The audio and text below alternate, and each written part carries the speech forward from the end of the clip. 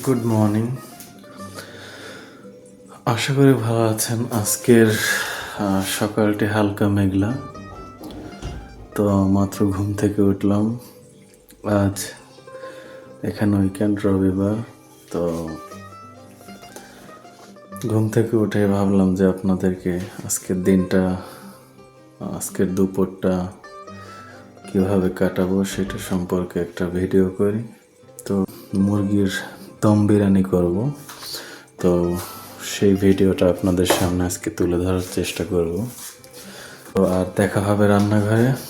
ততক্ষণ পর্যন্ত ভালো থাকুন। তো রান্নার জন্য গোল গোল করে আলু, মুরগির মাংস সুন্দর করে ধুয়ে হলুদ লবণ দিয়ে মাখিয়ে নিয়েছি।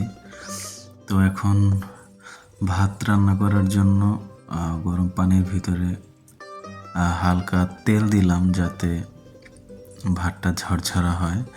আর 2টা তেজপাতা, তারপরে গোলমরিচ, লবঙ্গ আর এলাচ দিয়ে দিলাম যাতে ভাতের সাথে ভালো একটা সুগন্ধ আসে। আর হালকা একটু লবণ, যেটা স্বাদ বাড়াবে ভাতের। তো পানিটা যতক্ষণ না ফুটে উঠবে ততক্ষণ পর্যন্ত ঢেকে রাখবো। আর চাল ধুয়ে রেখেছি, চালটা এরপর দিয়ে দেব গরম পানির ভিতরে। পাশেই আরেকটা প্যানে এখন পেঁয়াজ বেরেস্তা করার জন্য পেঁয়াজ দিয়ে দিলাম আর তেল। পেঁয়াজ ভাজার জন্য যতটুকু তেল দরকার বা তার একটু বেশি দিতে হবে যাতে পেঁয়াজটা পুরো না যায়। তো চাল দিয়ে দিলাম। পানি যখন টকবক করে ফুটছিল, পেঁয়াজ ভাজা হয়ে গেছে, পেঁয়াজ বেরেস্তা তুলে নিলাম। এরপর আলুগুলো ভেজে নিচ্ছি, কারণ আলুগুলো এই বিরিয়ানির জন্য ভেজে নিতে হয়। এরপর ভাত ছেঁকে নিচ্ছি। ভাতটা বেশিক্ষণ ফোটানো যাবে না, অল্প কিছুক্ষণ ফোটাতে হবে। এর 50%-এরও কম সময় ফোটাতে হবে, কারণ বেশি ফোটালে যখন দমে দেবে তখন গলে যেতে পারে। হালকা সিদ্ধ হলেই তুলে ফেলতে হবে। এর মধ্যে মুরগির মাংস ভাজা হয়ে গেল সালাদের জন্য, টমেটো, শসা আর পেঁয়াজ কেটে নিচ্ছি। এটা হচ্ছে গিয়ে মুরগির মাংসটা রান্নার জন্য। তো নেড়ে চেড়ে দিচ্ছি মুরগির মাংস। তো মুরগির মাংস হালকা ভাজা হয়ে গেছে। এখন আমরা মুরগির মাংসটা কষাবো। তো যেটা আসলে বিরিয়ানিটা রান্না করব সেই পাত্রটা এখানে গরম হচ্ছে। দিয়ে দিলাম পেঁয়াজ কুচি আর মাংস ভাজার পর যে অবশিষ্ট তেল ছিল সেটা নষ্ট না করে এইটা দিয়ে দিলাম। পেঁয়াজ ভাজা হচ্ছে। তো এরপর মিক্স করলাম আদা রসুনের পেস্ট, যেটা বাটা ছিল। এরপর দিয়ে দিচ্ছি টমেটো সস, আমাদের কাছে যেগুলো ছিল। দিয়ে দিচ্ছি দুধ, টক দই ছিল না, দুধ দিয়ে দিলাম, কারণ এখন পানি জাতীয় জিনিস দিতে হবে, না হলে মশলাটা পুড়ে যাবে। তারপর হচ্ছে আমরা গুঁড়ামরিচ, হলুদ, তারপরে গরম মশলা গুঁড়া, বিরিয়ানির মশলা ছিল সেটা, দারচিনি, এলাচ এবং স্বাদ মতো লবণ এর সাথে মিক্স করে নিলাম। আর এরপর ঢেকে ঢেকে বারবার নেড়ে চেড়ে দিচ্ছিলাম যাতে মশলাটা পুড়ে না যায়। পর্যাপ্ত পরিমাণে স্বাদ মতো লবণ দিয়ে দিলাম। এরপর আলু এর সাথে মিক্স করে নিলাম। এরপর মাংস মিক্স করে নিলাম। আমরা এটা সুন্দর করে রান্না করার পর, কষানোর পর দেখতেই পাচ্ছেন মাঝে মাঝে ঢেকে দিচ্ছি, নেড়ে দিচ্ছি যতক্ষণ পর্যন্ত সুন্দর করে কষানো না হয়, রান্নাটা না হয়ে যায় ততক্ষণ পর্যন্ত। এরপর মাংসটা প্রায় রান্না হয়ে আসছে, দেখতেই পাচ্ছেন কালারে কত সুন্দর।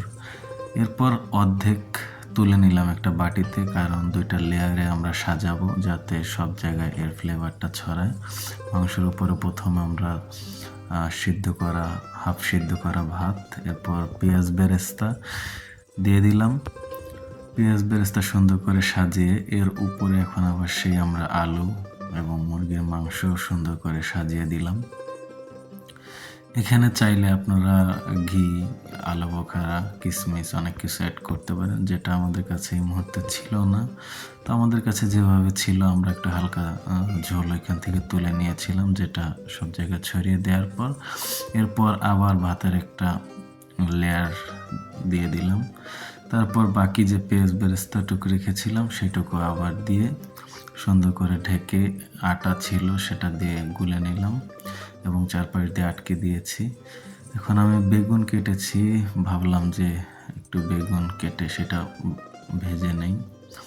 এদেশে বেগুনের দাম অনেক বেশি। এখানে যে 4 পিস বেগুন দেখতে পাচ্ছেন এটা 1.5 ইউরো। তো 1.5 ইউরো গুণ 142 টাকা করে গুণ দিলে যা হয় সেটাই এটার দাম।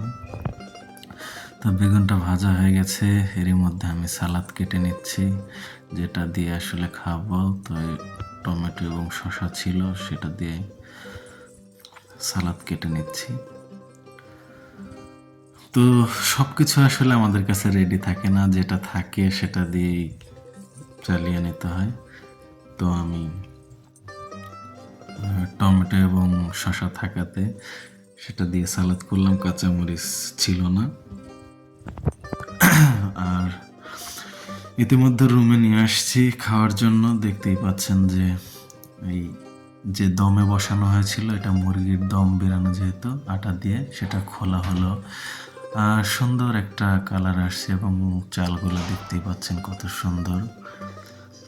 আর নেড়ে চেড়ে নিতে হবে, কারণ সব জায়গায় তো আর মশলাটা ছিল না। তো এই হচ্ছে গিয়ে মুরগি, আলু আর প্লেটে বাড়ার পরে যে হচ্ছে ফাইনাল লুক। তো দেখতেই পাচ্ছেন যে কত সুন্দর। আর এখন আমি আপনাদেরকে খেয়ে জানাবো যে আসলে কেমন হয়েছে আজকের এই বিরিয়ানি। তো রান্না শেষে এখন খেয়ে স্বাদ কেমন হয়েছে সেটা জানানোর পালা। বিসমিল্লাহ। আলহামদুলিল্লাহ। তো কালার দেখতেই পাচ্ছেন, মুরগি দিয়ে দম বিরিয়ানি, এটা বেগুন ভাজা, সালাদ, আলু, মুরগি, জাস্ট খেতে অসাধারণ। হালকা একটু বেগুন এটা এক্সট্রা করেছি, যদিও এটা আসলে এই দম বিরিয়ানির সাথে কেউ করে না, কিন্তু আমরা করলাম। এটা হচ্ছে কি আলু, দেখেন কত সফট, অনেক গরম, আসলে বোঝাতে পারছে না যে কতটা সফট। তো এই যে হচ্ছে গিয়ে মুরগির মাংস, একটু টমেটো, একটু শসা, একটু বেগুন, সব কিছু মিলিয়ে আমি একটা বাইট দিচ্ছি।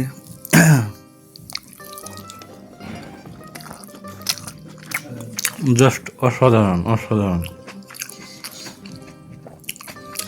কষ্ট করলে যে কোনো জিনিস ভালো হয় সেই চেষ্টাই করেছি। বাংলাদেশের মতো হয়তো সব মশলা ছিল না, কিন্তু যা ছিল তাই দিয়ে রান্না করার চেষ্টা করেছি। কাচ্চি যেভাবে রান্না করে ঠিক ওইভাবেই, শুধু মুরগির মাংস যেটা ছিল আর কি ওইটা দিয়ে রান্না করা হয়েছে।